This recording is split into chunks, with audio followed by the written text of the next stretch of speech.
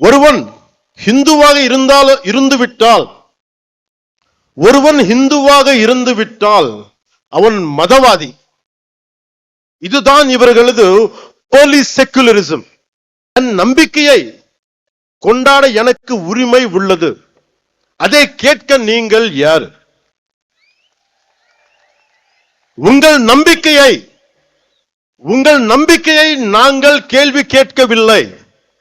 அதே நாகரிகத்தை நீங்கள் கடைபிடியுங்கள்.